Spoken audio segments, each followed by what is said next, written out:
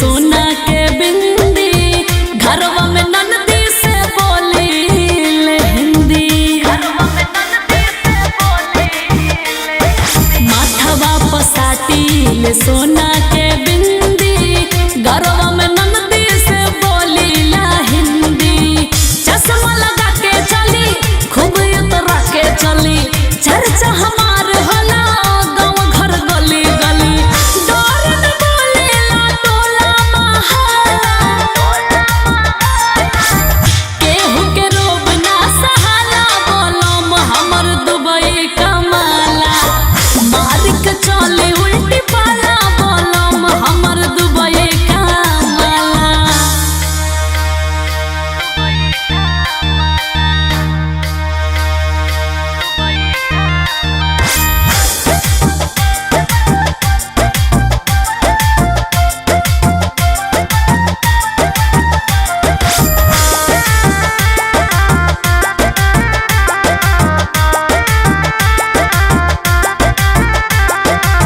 लगमी के हम तो लगाई ले लिपस्टिक, जाहिर देवरवा संगे घूमी पूरा डिस्ट्रिक्ट।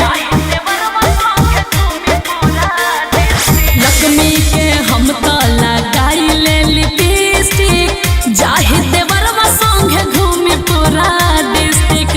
ब्यूटी पार्लर में रोज हम जाइला, स्विगी से ऑनलाइन पिज्जा मंगाइला।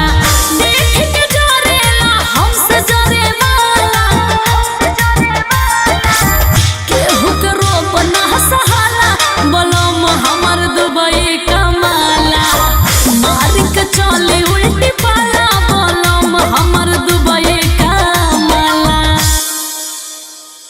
हेलो, मैं हूँ सिंगर अनु दुबे। मेरे artist channel Anu Dubey entertainment को सब्सक्राइब करें।